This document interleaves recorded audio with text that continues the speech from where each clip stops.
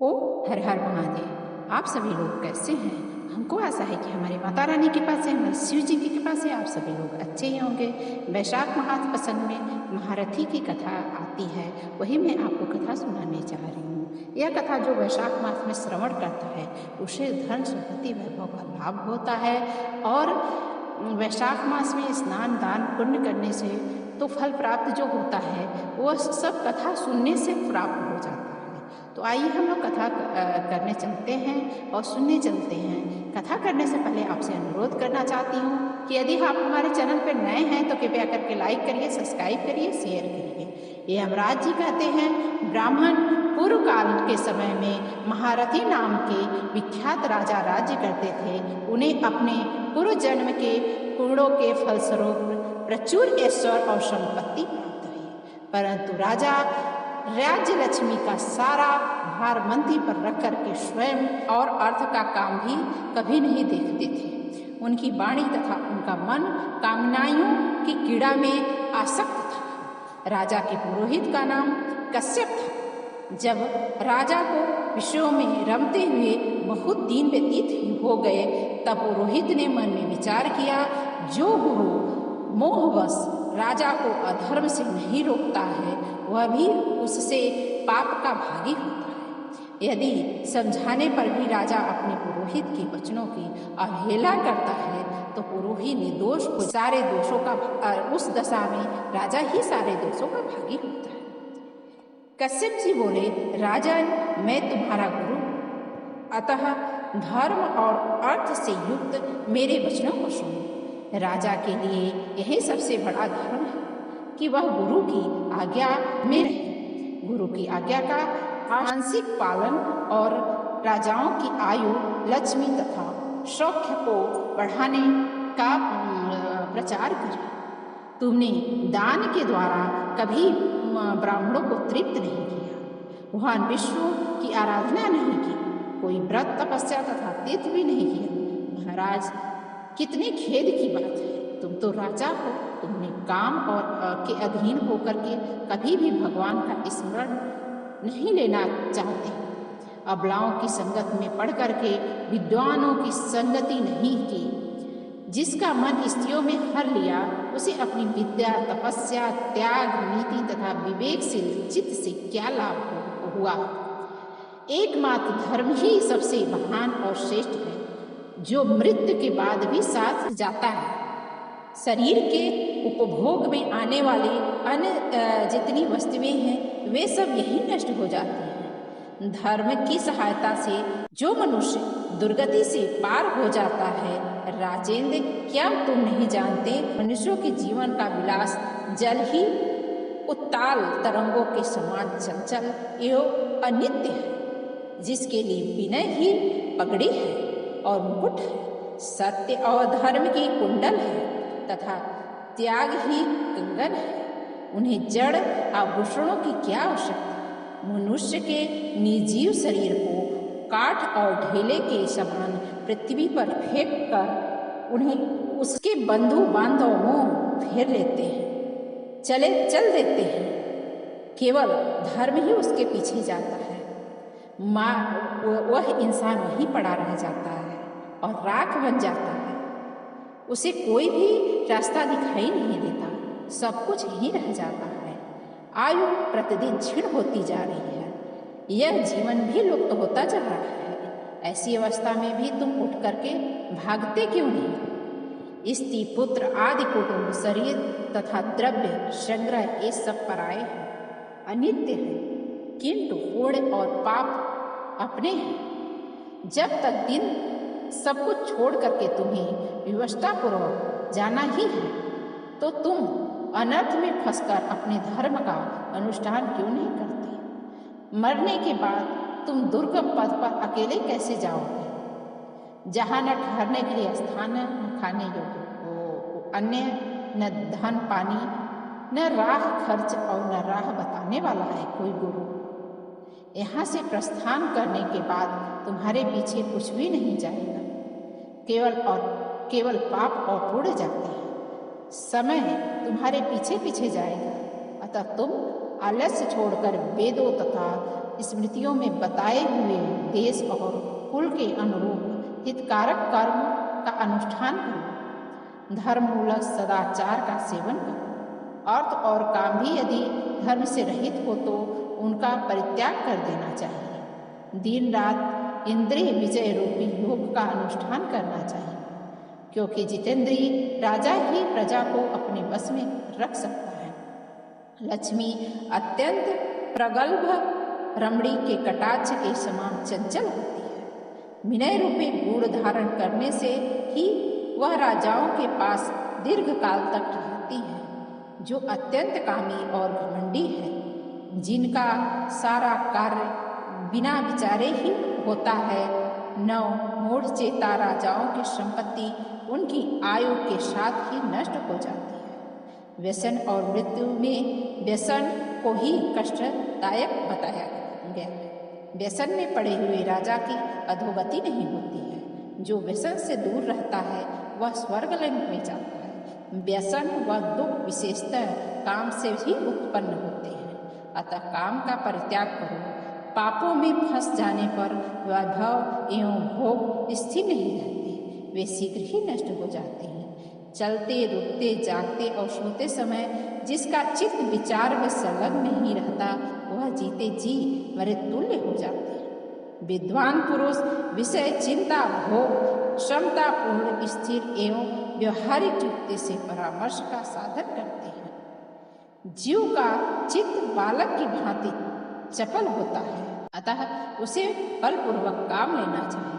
राजन, धर्म के तत्वदर्शी वृद्ध पुरुषों की वृद्धि का सहारा ले परा बुद्धि के द्वारा अपने कुपथगामी चित्त को वश में करना चाहिए। लौकिक धर्म मित्र भाई बंधु हाथ पैरों का चलता है। देशांतर में जाना, शरीर से क्लेश उठाना तथा तीर्थ के लिए यत्न करना आदि कोई भी परम पद प्राप्ति में सहायता नहीं कर सकते। केवल परमात्मा में मन लगाकर उनका नाम जप करने से ही उस सब की प्राप्ति हो सकती है। इसलिए राजन, विद्वान पुरुष को उचित है कि वह विषयों में वृत्त हुए चित्त को रोकने के लिए यत्न करे। यत्न से वह अवश्य ही वश में हो जाता है। यदि मनुष्य मोह में पड़ जाता है, स्वयं विचार करने में असमर्थ हो जाता है, तो उसे विद्वान सहृदय के पास जाकर के प्रश्न करना चाहिए। वे पूछने पर यथोचित कर्तव्य का उपदेश करते हैं। कल्याण की इच्छा करने वाले को हर एक समय से काम और क्रोध का निग्रह करना चाहिए, क्योंकि दोनों कल्याण का विघात करने के लिए उद्यत रहते हैं। राजन, काम बड़ा बलवान है। वह शरीर के भीतर रहने वाला महान शत्रु है। शेर की अभिलाषा रखने वाले पुरुष को नहीं बोलना चाहिए। अतः विधिपूर्वक पालन किया हुआ धर्म ही सबसे श्रेष्ठ है। इसलिए तुम धर्म धारण करके धर्म का ही आदर करो।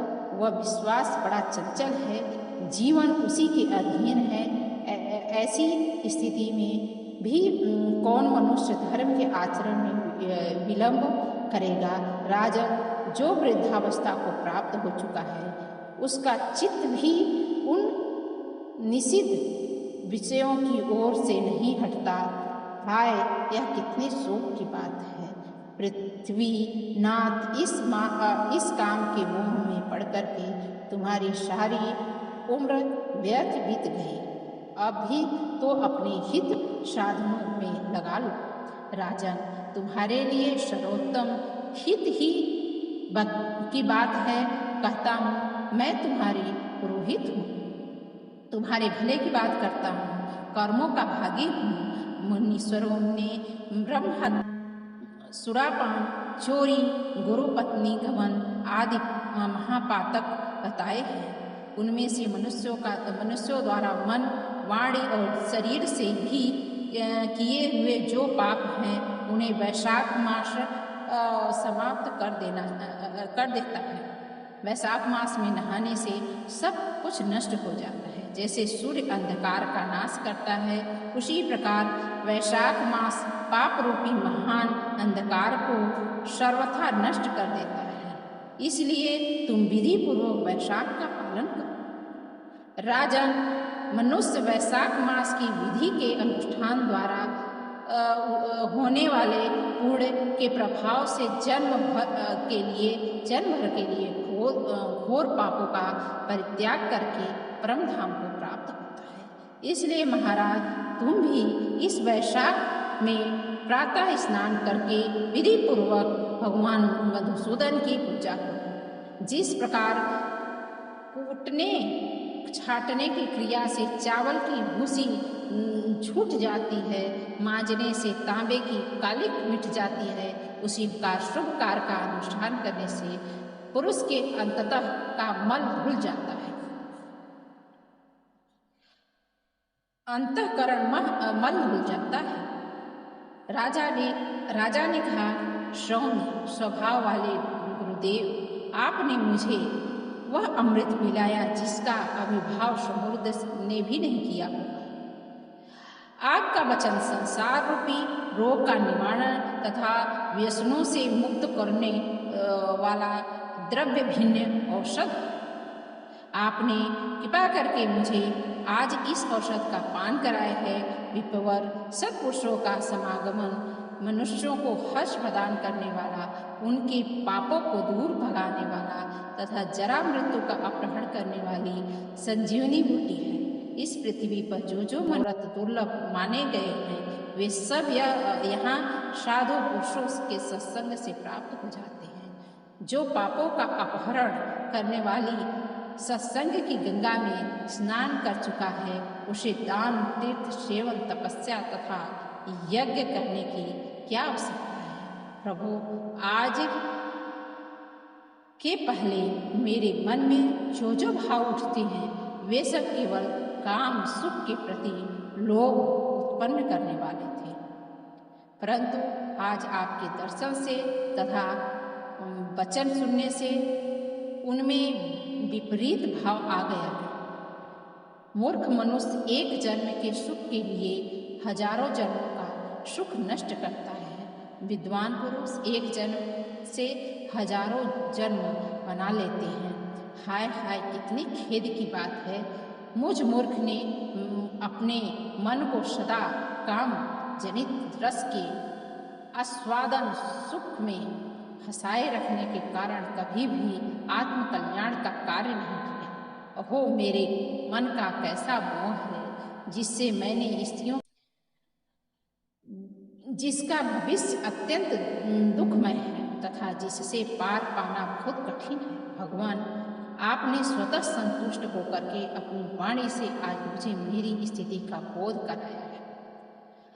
अब उपदेश देकर मेरा उद्धार कीजिए। पूर्व जन्म में मैंने कोई पुण्य किया था जिससे आपने मुझे बोध कराया। विशेषतः आपके चरणों की धूलि से आज मैं पवित्र हो गया।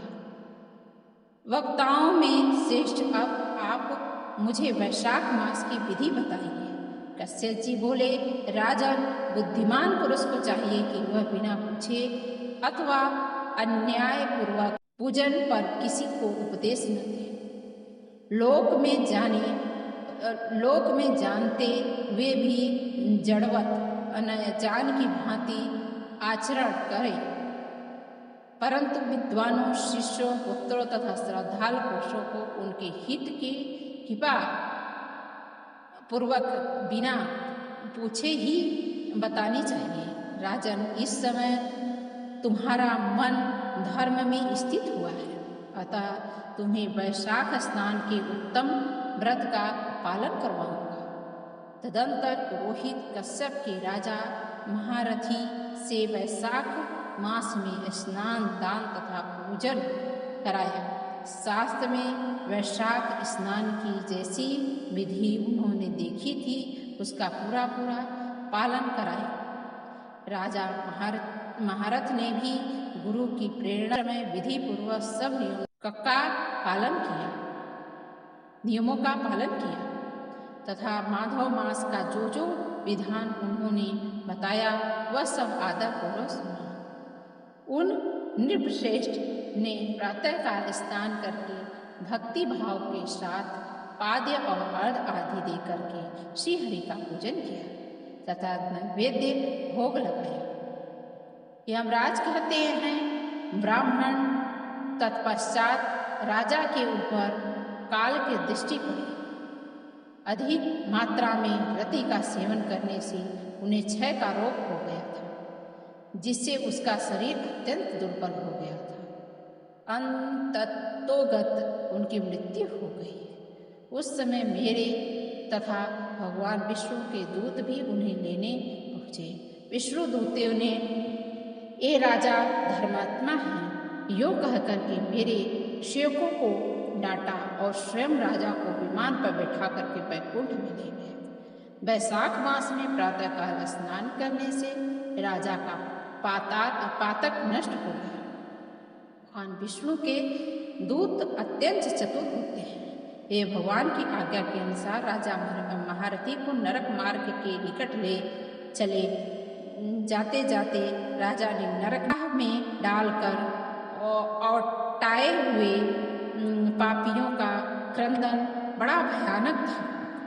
सुनकर के राजा को बड़ा विवशता हुआ। वे अत्यंत दुखी होकर के दूतों से बोले, जीवों को कराने की यह भयंकर आवाज क्यों सुनाई दे रही है? इसमें क्या कारण है? आप लोग सब बातें बताने की कृपा करें। विष्णुदूत बोले, जिन प्राणियों ने धर्म की मर्यादा का परित्याग किया है, जो पापचारी एवं पुण्यहीन हैं, वे तामी स्त्र आदि भयंकर नरकों को डाले गए हैं। पापी मनुष्य प्राण त्याग के पश्चात यमलोक के मार्ग में आकर के भयानक दुख भोगते हैं। यमराज के भयंकर दूत उन्हें इधर उधर घसीटते हैं और वे अंधकार में गिरे पड़े रहते हैं। उन्हें आग में जलाया जाता है, उनके शरीर में कांटे चुभाए जाते हैं, उनको आरी से चीरा जाता है तथा वे भूख प्यास से पीड़ित रहते हैं। पीप और रक्त की दुर्गंध के कारण उन्हें बार बार वहाँ मूर्छा आ जाती है। कहीं वे खौलते पानी में, तेल में औटाए जाते हैं, कहीं उन पर मूसलों की मार पड़ती है तो कहीं तपाए हुए लोहे की शिलाओं से उन्हें छुआया जाता है, पकाया जाता है। वहीं वमन, कहीं पीप और कहीं रक्त उन्हें खाने के लिए मिलता है। मुर्दों के कांटे, कील और उग्र ज्वाला के कारण क्षोभ एवं भय उत्पन्न करने वाले बहुत से नरक हैं।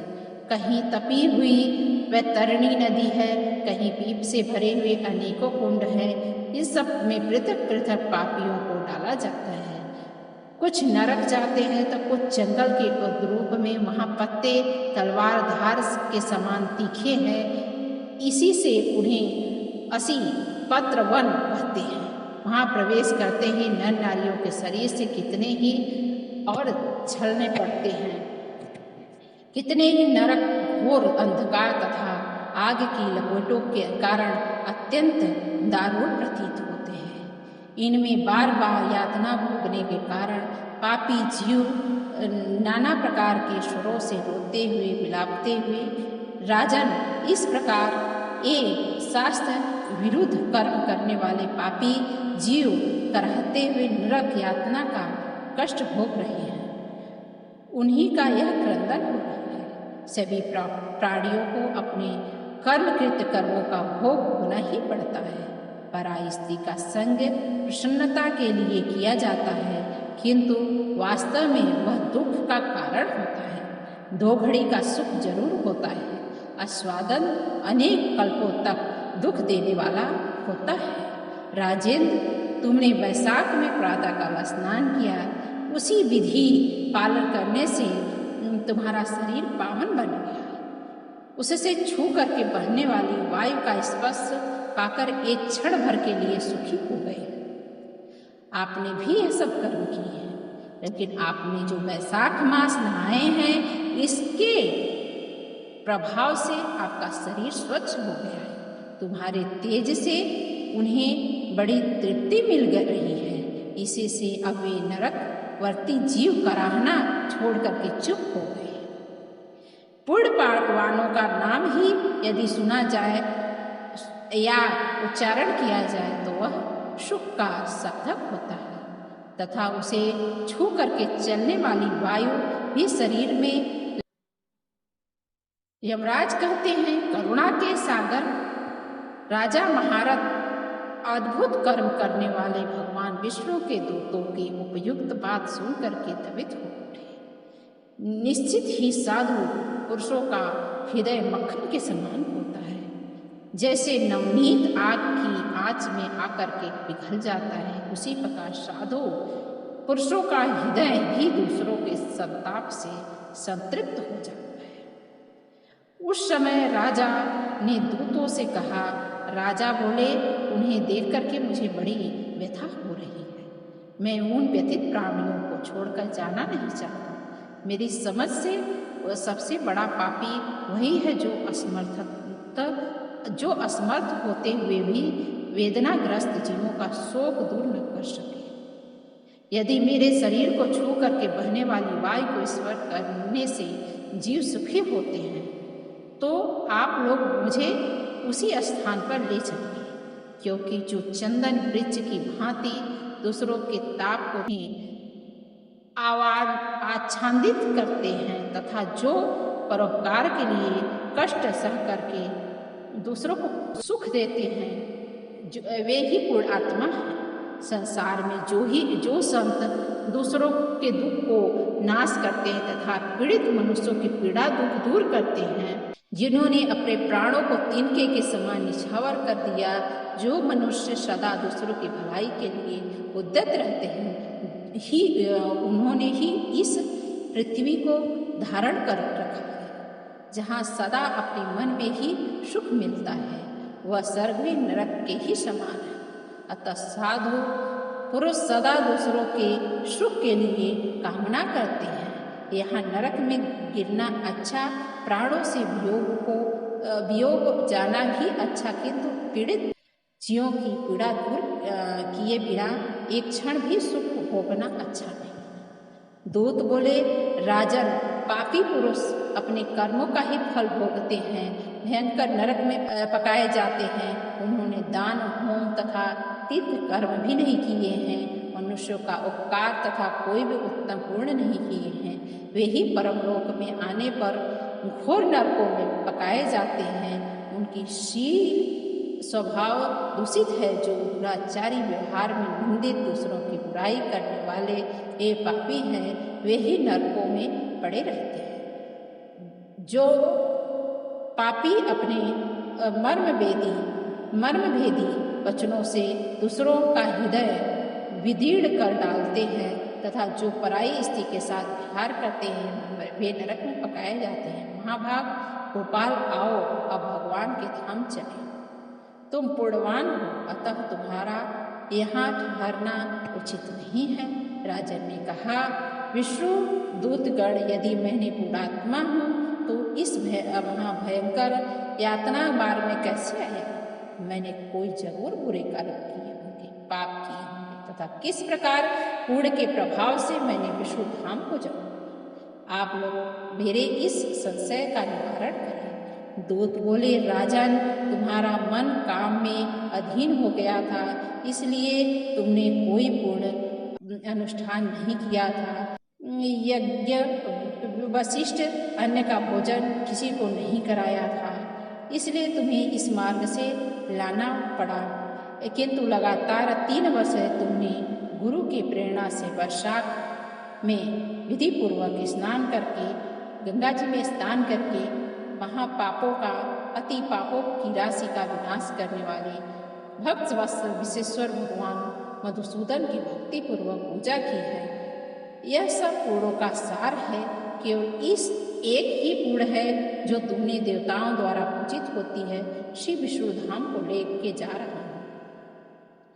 नरेश्वर, जैसे एक ही चीन गारी पड़ने से तिनके की राशि भस्म हो जाते हैं, उसी प्रकार वैशाख मास में प्रातःकाल स्नान करने से सब पाप नष्ट हो जाते हैं। जो वैशाख में सशोक्त नियमों का युक्त होकर के स्नान करता है, हरिभक्त जीवन अति पापों के समूह से छुटकारा पाकर विष्णु पद को प्राप्त होता है। यमराज कहते हैं, ब्राह्मण, इस दया सागर राजा ने इस जीवों के शोक से पीड़ित हो भगवान विष्णु के दूतों से विनय पूर्वक का साधु पुरुष प्राप्त हुए ईश्वर के गुणों का तथा पुण्य का यही फल मानते हैं। इसके द्वारा कष्ट में पड़े हुए जीव की रक्षा की जाती है। यदि मेरा कुछ गुण है तो उसी के प्रभाव से नरक में पड़े हुए जीवों को निष्पाप करो और उन्हें स्वर्ग लेके चलो। मैं इनकी जगह नरक में निवास करना चाहूँगा। राजा के ऐसे वचन सुनकर विष्णु के मनोहर दूत उनके सत्य और उदारता पर विचार करते हुए इस प्रकार बोले, राजन, इस दयालु धर्म के अनुसार से तुम्हारे संचित धर्म भी विशेष वृद्धि हुई है। तुमने वैशाख मास का जो स्नान, दान, तप, हवन, देव पूजन आदि कर्म किए हैं वे अच्छे फल देने वाले हो गए। वैशाख मास में स्नान दान करने भगवान विष्णु का पूजन तथा सब कामनाओं को प्राप्त होकर के विष्णु धाम को जाता है। एक तप, दान और यज्ञ आदि शुभ क्रियाएं और एक घोर विधि पूर्वक आचरण में लाया हुआ वैशाख मास का व्रत हो तो वैशाख मास की महानता है। राजन, वैशाख मास के एक दिन का ही जो पुण्य कमा लेता है उससे बड़ा कोई दान नहीं होता। दया के समान धर्म, दया के समान तप, दया के समान दान, दया के समान कोई मित्र नहीं होता। पुण्य का दान करने वाला मनुष्य सदा लाख गुणा पुण्य प्राप्त करता है। विशेषतः तुम्हारी दया के कारण धर्म अधिक वृद्धि हुई। जो मनुष्य दुखित प्राणियों का दुख से उद्धार करता है वही संसार में परमात्मा है। जो भगवान नारायण के अंश के उत्पन्न समझना चाहिए। वीर वैशाख मास की पूर्णिमा को तीर्थ में जाकर के जो तुमने सब पापों का नाश करने वाला स्नान, दान आदि पुण्य किया है उसे विधि पूर्वक भगवान श्री हरि को साक्षी बना करके 3 बार प्रतिज्ञा करके इन पापियों के लिए दान कर दो, जिससे वे भी नरक से निकल करके स्वर्ग को चले जाएं। हमारा तो ऐसा विश्वास है कि पीड़ित जंतुओं को शांति प्रदान करने से जो आनंद मिलता है, जो उसे मनुष्य स्वर्ग मोक्ष में भी जो ले जा सकते हैं, स्वयं तुम्हारी बुद्धि तथा दया दान में सुदृढ़ है। उसे देख करके हम लोग जो भी उत्साह होता है। राजन, यदि तुम्हें अच्छा जान पड़े तो वह भी बिना विलंब किए हुए पूर्ण प्रदान करो, जो नरक यातना के दुख को दग्ध करने वाला है। विष्णु दूतों के योग कहने पर दयालु राजा महारथी ने भगवान गदाधर को साक्षी मान करके 3 बार प्रतिज्ञा संकल्प करके उन पापियों के लिए अपने पूर्ण अर्पण किया।